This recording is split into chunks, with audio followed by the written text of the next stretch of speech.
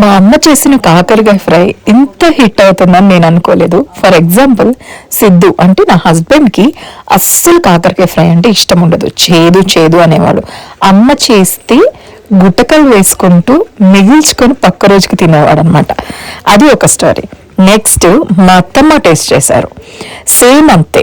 అమ్మ ఎప్పుడైనా కాకరకాయ ఫ్రై చేసి పంపించవచ్చు కదా అని ఆమె రిటర్న్లో అడుగుతారు. అది పక్కన పెట్టేస్తే మా ఇంట్లో కొత్తగా వచ్చిన మెయిడ్ కూడా ఆ కాకరకాయ ఫ్రై టేస్ట్ చేసింది. సో ఆమె కూడా అసలు ఎంత బాగుందో మేడం, నేను చేస్తాను కానీ ఇలా చేయను, బట్ నేను చేసేదానికంటే కూడా అమ్మ చేసింది చాలా బాగుంది అని చెప్పారు. సో ప్రతిసారి అమ్మ బాక్స్ పంపించాలంటే కష్టమైపోతుంది కదా, ఐ హ్యావ్ టు లెర్న్ కదా. సో అందుకని ఒకసారి మా అమ్మ చేసే ప్రాసెస్లో నేను కూడా కాకరకాయ ఫ్రై చెయ్యాలి అని అనుకున్నాను. సో ట్రై చేశాను. బై గాడ్స్ గ్రేస్ నిజంగా అది చాలా బాగా వచ్చింది. కంపేర్ టు మా మమ్మీని కంపేర్ చేసుకోవడం అనేది పాసిబులే కాదు. అది డిఫరెంట్, ఇది డిఫరెంట్.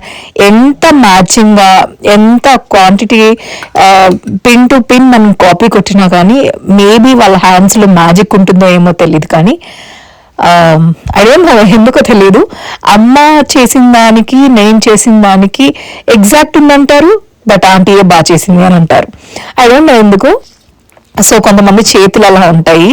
అండ్ నేను చేసింది బాగాలేదా అంటే అది కూడా సూపర్ డూపర్ హిట్ అయింది, ఆవురంటూ తిన్నారనమాట. సో ఆ రెసిపీని నేను మీకు చూపించాలనుకుంటున్నా. ఫస్ట్ అయితే కాకరకాయని పైన ఉన్న స్కిన్ అంతా బాగా గీరేసేయండి, సన్నగా 3 sides ఘాట్లు పెట్టేసేయండి. అందులో ఉప్పు పసుపు వేసి బాగా పిసికేసేయండి. ఈ పిసికే ప్రాసెస్లోనే ఆ చేదు మొత్తం పోతుంది. దాని మీద ఉన్న వగరు ఏదైతే ఉంటుందో ఆ వగరంతా బాగా పిసికి వాటిని పిండితే వాటర్ లాగా వస్తుంది అనమాట.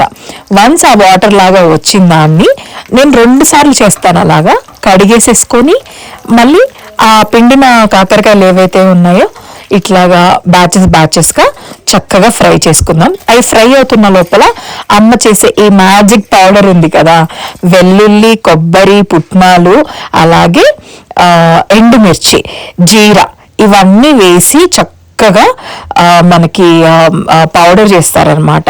అందులో కొంచెం ఉప్పు కూడా వేసుకుంటే ఈ కాకరకాయ ఫ్రై అనే కాదు, విడిగా మనం వేడి అన్నం పెట్టుకొని అంత నెయ్యో నూనె వేసుకొని ఈ పౌడర్ వేసుకొని తిన్నామని అద్భుతంగా ఉంటుంది. సో ఆ పౌడర్ని కూడా రెడీ చేసి పెట్టేసుకుందాం. ఇక్కడ నేను 1 by 1 బ్యాచెస్ అయితే రెడీ చేసేస్తున్నా. సో ఈ ఫ్రైని ఇలానే మీరు చేస్తారా, లేదు మీరు ఏమైనా డిఫరెంట్గా ఏమైనా ఇంగ్రీడియంట్ యాడ్ చేస్తారంటే నాకు కింద కామెంట్స్లో చెప్పండి. నేను నెక్స్ట్ టైం ట్రై చేసి అది కూడా ఎలా ఉందో నేను చెప్తాను. సో 1 by 1 ఇలాగా కాకరకాయలు బ్యాచెస్గా ఫ్రై చేసుకున్నాము. యాక్చువల్లీ టూ ఫ్రై అయిపోవద్దు, అలాగే అసలు పచ్చిగా కూడా ఉండకూడదు. అలాగా మనం ఫ్రై చేసుకోవాలి. కొంచెం బ్రౌన్ కలర్ రాగానే తీసేయండి, ఎందుకంటే ఆ వేడి మీద పక్కన పెట్టగానే అవి మళ్ళీ కొంచెం బ్రౌన్ కలర్ చేంజ్ అవుతుంది అనమాట. బాగా బ్రౌన్ ఆయిల్లోనే వచ్చింది అనుకోండి, బయటకు తీసేసరికి కర్రీగా నల్ల బొగ్గుల్లాగా అయిపోతాయి అనమాట. సో అది మనకు అవసరం లేదు. ఇక్కడ నేను చూపిస్తున్నట్టుగా మీరు ఫ్రై చేస్తే సరిపోతుంది. సో నాకు తెలుసుకోవాలని ఉంది, మీరు ఫస్ట్ కాకరకాయ తిన్నప్పుడు మీ ఎక్స్పీరియన్స్ ఏంటి? లైక్ అబ్బో అసలు తినొద్దు అనుకున్నారా, లేకపోతే ఇలా కాకుండా ఇంకా వేరేలా చేస్తే బాగుండు అని అనుకున్నారా? అంటే డిఫరెంట్ అనిపిస్తూ ఉంటుంది కదా. సో నా ఫస్ట్ ఎక్స్పీరియన్స్ ఈస్ కాకరకాయ తిన్నప్పుడు నేను చాలా చిన్నపిల్లని, అంటే అందరు చిన్నగానే ఉంటారు అనుకోండి. స్కూలింగ్లో ఉన్నాను. అమ్మ ఇట్లా చేసేది కాదు, వేరే ప్రాసెస్లో చేసేది అనమాట. దాంట్లో కొంచెం బెల్లం వేసేది. రాను ఎలా నేర్చుకుంది, ఎవరి దగ్గర చూసి నేర్చుకుంది అనేది తెలియదు, కానీ అమ్మ సొంత ప్రయత్నమా తెలియదు, కానీ పర్ఫెక్ట్గా చేసేదనమాట. ఇలానే గుత్తి వంకాయ కూడా చేసేవాళ్ళు అనమాట. అప్పుడు వంకాయని కట్ చేసి వేరే పేస్ట్లు పెట్టేవాళ్ళు కదా.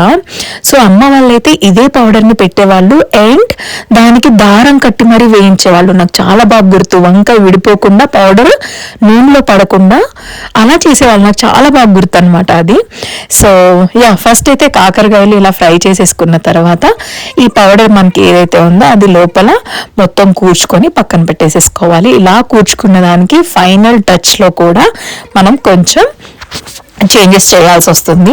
సో ఇందాక కాకరకాయలు ఏవైతే వేయించుకున్నామో అదే నూనెలోకి మనము మినప్పప్పు, జీలకర్ర, కరివేపాకు, ఈ 3 ఇంగ్రీడియంట్స్ సరిపోతుంది. బేసిక్గా ఫస్ట్ నేను కరివేపాకే వేస్తా, మంచిగా స్మెల్ వస్తుంది, బాగా ఫ్రై అవుతుంది అని చెప్పేసి. దాని తర్వాత నేను మినప్పప్పు అలాగే జీలకర్ర వేసేసేసుకొని మంచిగా ఫ్రై చేసుకొని, ఏవైతే కాకరకాయలు ఉన్నాయో ఇందాక మనం పౌడర్ పెట్టుకున్నాం కదా, ఆ కాకరకాయలు ఇందులో వేసేసుకొని ఏమంటారు కొంచెం ఫ్రై కూడా అవసరం, ఆల్రెడీ ఫ్రై అయిపోయింది కాబట్టి.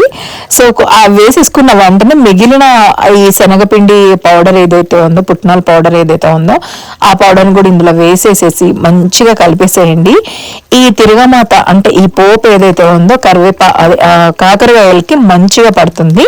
దెన్ స్టవ్ ఆఫ్ చేయడమే. రైస్లో తింటే పక్కన అంటే విడిగా కలుపుకొని తినచ్చు, పక్కన ఇంకొక డిష్ పెట్టుకొని అయినా తినచ్చు, అద్భుతంగా ఉంటుంది. మీరు ట్రై చేయండి ఇంట్లో.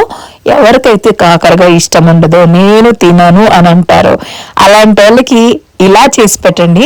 డెఫినెట్లీ మిమ్మల్ని అందరినీ మళ్ళీ రిపీటెడ్గా అడిగే క్వశ్చన్, మళ్ళీ కాకరకాయ చేయొచ్చు కదని అని అంటారు. మా అత్తమ్మ డైలాగ్ అన్నమాట అది. సో అలాగా మంచి కుదిరేస్తుంది అండ్ హ్యాపీగా తినేసేసి. అండ్ కామెంట్స్లో చెప్పండి ఎలా ఉంది ఏంటి నేను చెప్పిన ప్రాసెస్, అండ్ మీకు ఏదైనా సజెషన్స్ ఉన్నాయి, ఈ కర్రీ రెసిపీ రిక్వైర్మెంట్స్ ఉన్నాయి అని అంటే మాత్రం నాతో షేర్ చేయండి. నేను పాసిబుల్ అయినంత వరకు నేను ఇంట్లో ట్రై చేసి ఆ రెసిపీ ఎలా ఉందో మీతో తప్పకుండా షేర్ చేస్తాను. మీరు మీ ఇంట్లో ఈ కాకరకాయ పుట్నాల కారంని ట్రై చేసి ఎలా ఉందో నాతో కామెంట్స్లో చెప్పండి. అలాగే మన ఛానల్లో రెసిపీస్ అన్నిటినీ ఒక లుక్ వేసేయండి, నచ్చిన రెసిపీని మీ ఇంట్లో ట్రై చేయండి.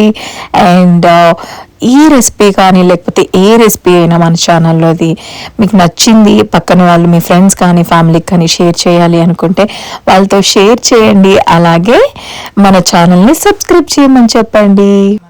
And thank you for watching. Bye.